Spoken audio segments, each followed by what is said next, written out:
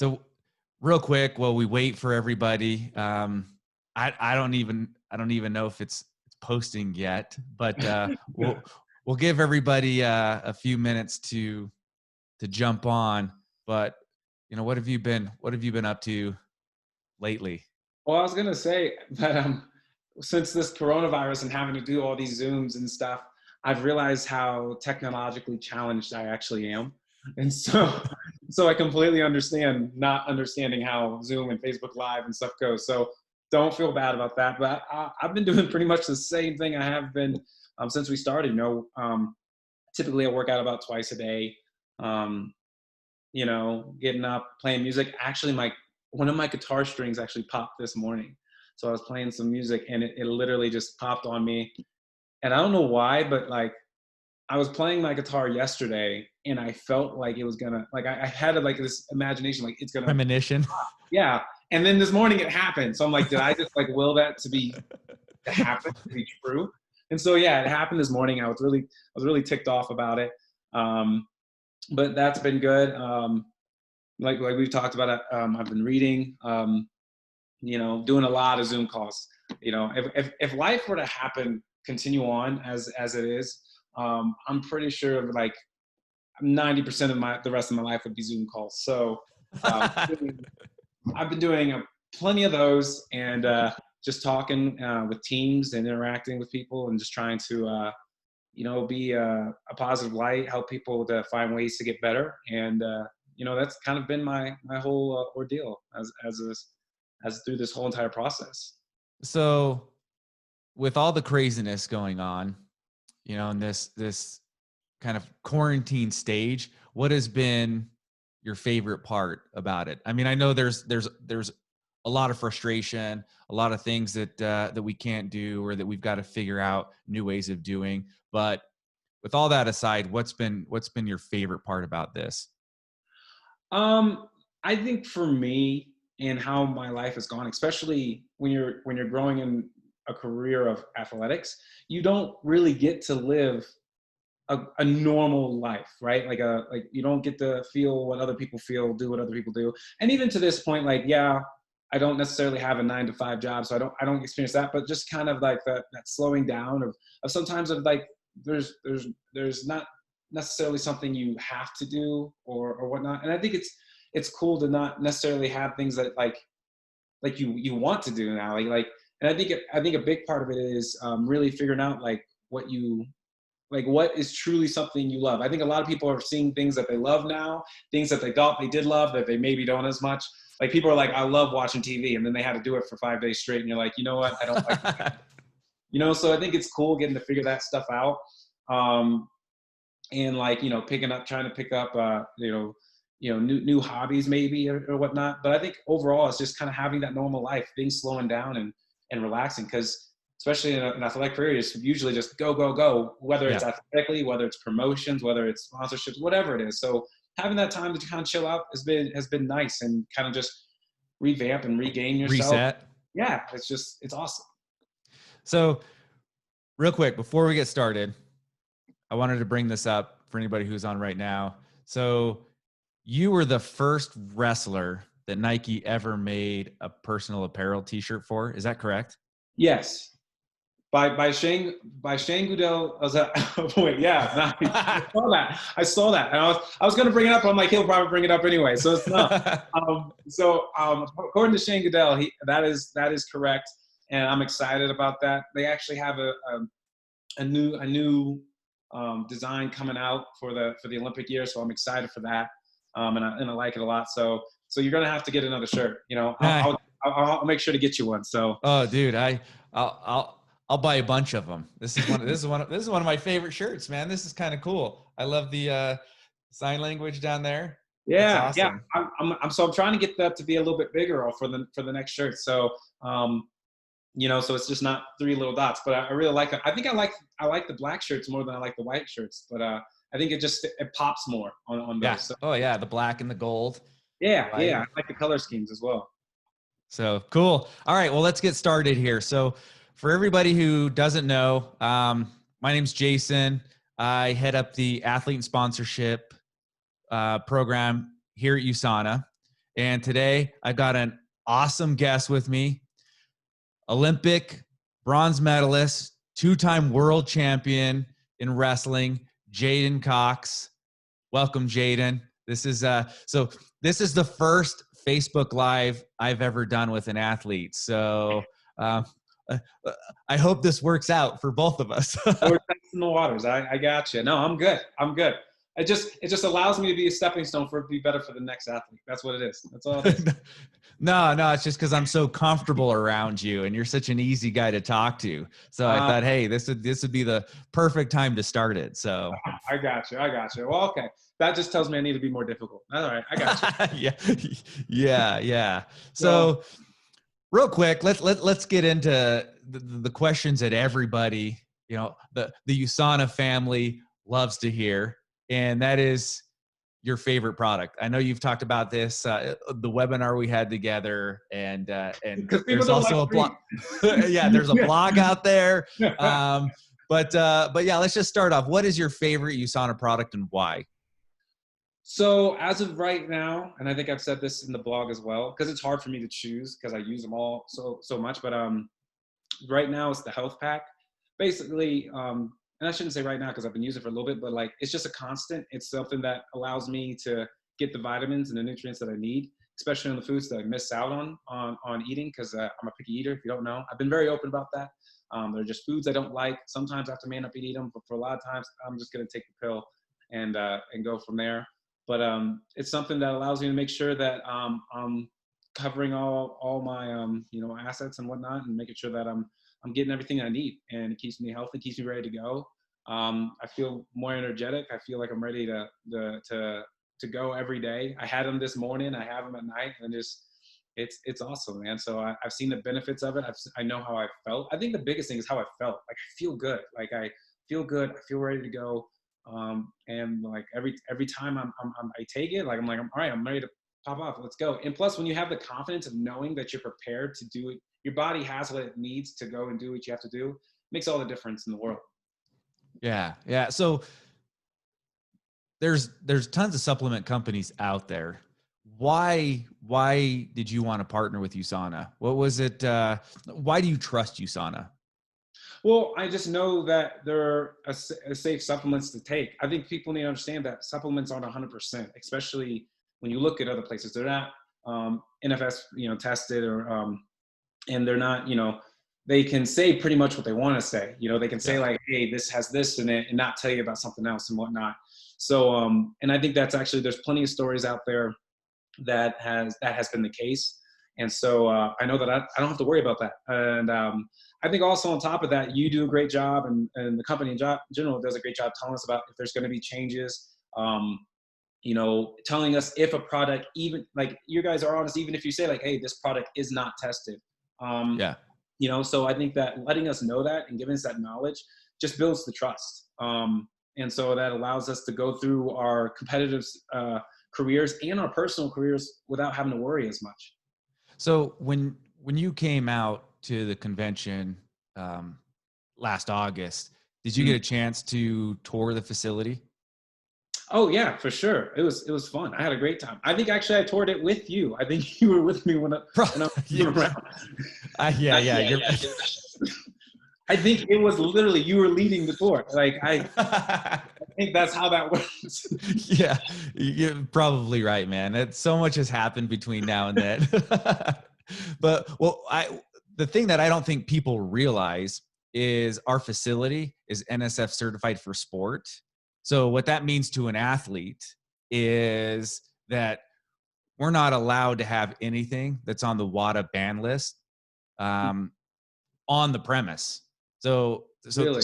Yeah, so there's no chance for cross-contamination. There's no chance, for an athlete to test positive. And the beauty is, like the facility you saw, we produce our own vitamins. So we don't have to rely on a supplier, that might be making something else on the line, earlier or later, that there could be cross-contamination. So right. Well, that's awesome. I think that's great, and I think it's a necessary precaution. You just never know what can happen, and yeah. I think that, like you said, there's plenty of stories out there where people have taken something and not know, and been told in Yep. that this is how this is, and not know. So I think that's very important, and I'm glad you guys take those precautions. Yeah, yeah. So let's jump into, you're a two-time world champion. That's really, really hard to do. Um, Kind of walk us through what that was like, the experience. Now, we don't have time to talk about both of them. So was it more special when you won your first world championship or the second one? I think that's a hard one. I'm gonna go with overall be my second, because I knew how rare it was to be a two-time world champ and be let alone be a two-time consecutive world champion. So I think my second one held a lot more. I don't know. It was just something I was very proud to do and accomplish. I think the first one was like special just because it was the first one, Yeah. and finally getting to that one. Not only finally making it to the final and then winning it, coming up in third in the last two Olympic/World tournaments. It was awesome to get there. But the second one, definitely understanding how rare that actually is, and not many people have done that. So it was pretty awesome. Well, but not only that, a lot of people might not know this. And correct me if I'm wrong, but I'm pretty sure you didn't even get scored on in the last tournament, the last world championship tournament. Is that correct? That is correct. That is correct. I don't know if that. To be honest though, it wasn't something I was thinking about. Honestly, Yeah. it wasn't like I planned. Like, you know what, my goal is to not get scored on. Um, but like it's just something that I was just ready to go out and compete and do what I had to do, and it just so happened that when it was all said and done, that I scored more points and other guys didn't score at all. So just it was just a blessing and a great experience. Yeah. And you're super humble about it. And I appreciate that. But what people don't understand is that is so hard to do as a wrestler. That is, and I know that that probably wasn't your intentions going in, but you were so focused and you were so dialed in to win that that was a byproduct, but it's still a really cool byproduct. Yeah, it's a really nice byproduct. We want that byproduct all the time. That's what we Yeah, want. yeah, I'll take yeah. that byproduct every day. If that can be the case. So with the Olympics being pushed back a year, is what has that done for you mentally, if anything? Um, if anything, it's made me have to focus on my preparation even more, dial back a little bit with my training. Um, as far mentally, I think it's the biggest thing. Just making sure that I'm ready to go through the grind again, because now training, obviously it's slowed down, but you're also now trying to pick things up a little bit. To Because you don't have to. You were tapering off to compete, to make a team, to go to the Olympics, and now it's pushed off a whole another year. So now it's kind of building yourself back up to get ready to go. And so it's stuff I'm sorry. I'm enjoying doing, and it's just staying focused on what I can control. Really, I think that's the biggest thing for all of us as athletes is focus on what we control, and we can control some of the training we can do, our effort towards it, and our mindsets just towards our training. I think we just need to forget about the Olympics for a little bit as athletes and just focus on us. And so if we can do that and keep our efforts high and keep our training high, then we'll be all right. Well, and I think you said it perfect when you said just focusing on what we can control, because I think that applies to everybody. Anybody watching this, it just applies to life. If you can't control it, forget about it, move on, and you'll have a happier life. Sure, for sure, for sure. Don't worry about the things that you can't handle, that you can't change. Know they're there. No, I think that's important to know that they're there. But like, so you know what you can control, and I think sometimes knowing what you can't control tells you what you can, and tells you what you need to focus on. So it's not necessarily always a bad thing. Sometimes that can give you a little bit more direction. Yeah, for sure. For sure. So one thing I really like to talk about, and this is the last question, is we don't have that much time, You're good.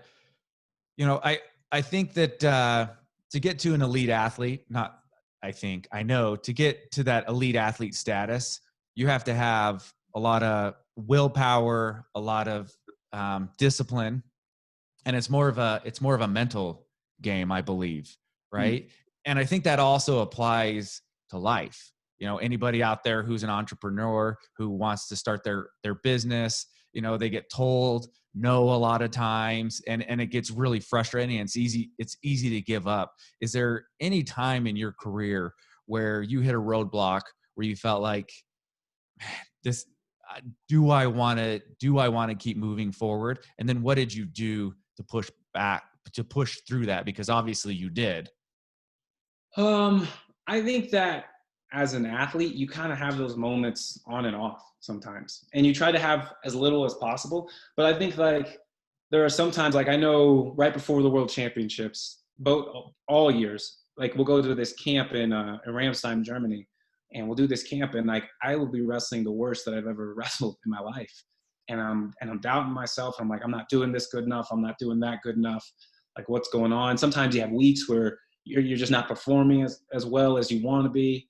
Um, and I think a big thing there is, communicating with the people around you, communicating with your coaches, um, realizing that this is just 1 week, this is just one day, and not letting it, contaminate your thoughts over your whole career or what the future is. I think a big thing about what's happening in the present is to not, especially as an athlete, is like you can't let what's presently happening all the time kind of dictate your future, because I think sometimes we get in mind like, well, I'm like this today, and then we get so worried about what's going on. Yeah.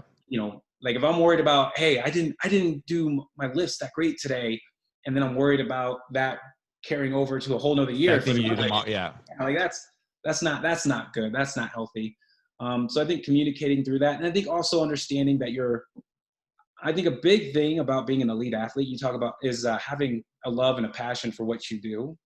And I think that's important. Like, I think that's more important than what other people call, toughness and whatnot, because I've seen a lot of people who are tough falter. I've seen people who be like, I would never do this and then do that. Like I've seen those things happen. But I think people who have, like you talked about entrepreneurs, if you have a love and a passion for what you do, even when those roadblocks come, you will make sure to make adjustments to do it right. You'll be told no, things may not work out, but you will make sure that it comes out to be done right. And so when you love something and you have a passion for it, you're willing to go through those moments and those grinds and figure out what needs to be done to make sure it's done correctly. And I think that's what I have. I think that's what a lot of athletes have. They talk about their mindsets and stuff, but really that passion, that drive, and that desire is what pushes them. And so I think love is actually stronger than toughness. And toughness can fade when things get hard. Love makes adjustments when things get hard. There's a difference. That's cool. That's cool. And I love what you said about just the difficult times, because I think it's so easy for us as humans to look at successful people and be like, oh, they had it made, either, oh, they had rich parents, or, oh, they have this God-given talent, or whatever it is. It's really easy to look at other people and put them on a pedestal and say life was easy for them. And it's not, man. I'm sure, well, just like you talked about, you have tough training days. There's a lot of things that go wrong before they go right. It's just a matter of pushing through those. So Yeah, but I think also you got to understand, like, having, like, so there are obviously benefits to some people's life, whether you, like you said, rich parents, maybe having a coach and whatnot. But those benefits, I don't see that as being something like when the pain starts. Like everybody's on equal ground when the pain starts. When you go on those long jogs and you reach your 6th mile, right, and you got 2 more to go, or you got 6 minutes to wrestle. Everybody can wrestle for 3. Can they wrestle for yeah. all 6? Like, so everybody's on equal ground when the pain starts. It doesn't matter how rich you are. It doesn't matter what benefits you had. In this moment, who are you going to be and what are you going to do? Yeah. And I think that's what's important, and that's that drive. So, like, granted, yes, there are attributes and stuff that can benefit you, but at the same time, even with natural ability, it only goes so far. You have to build. You have to train that ability. You have to add on. So, no matter what comes into play, if you've trained for this moment and you're willing to push yourself and everything, you should come out on top or be able to put your best foot forward. So I don't ever really take those things in to heart. Like, I get it. Yes, benefits are benefits, but when it comes down to the nitty gritty of it, it's a level playing field when we go out there and we're breathing hard. We can't feel our legs, can't feel your arms. Someone's snapping on your head, trying to snap your neck off and slam you into the mat over and over again. It's the equal playing ground. Yeah, dude, perfectly said. Like that was amazing how you said, who are you in this moment? Right now, who are you? What do you want to be? That's the best way to look at it. So before we get going, is there anything you want to say to the Usana family that's watching this? Well, I want to say to you guys that I hope all is going well. I hope you and your families are safe. You guys are continuing to be blessed. Keep your heads up through this time. I know things may be difficult in many different ways, but there is a light at the end of the tunnel. There always is. So I'm hoping that and praying for that for you guys. Thank you for your guys' support. It's been awesome to run into some of you guys at the convention. And hopefully in the future, once everything passes, we can reconnect. That'd be awesome. But I enjoy doing this, getting to speak with you guys. You guys are awesome. And thank you for all you guys do. J'den, thanks so much for taking the time. I know there's a lot of people, even though we're on the downtime, I know there's a lot of people, vying for your attention, and you've got a lot of sponsorship obligations. So really, really appreciate it. Everybody watching, I know they appreciate it. So thanks so much. Love having you as a USANA athlete, and wish you nothing but the best. Thank you very much. Thanks for having me, man. It's always awesome talking to you.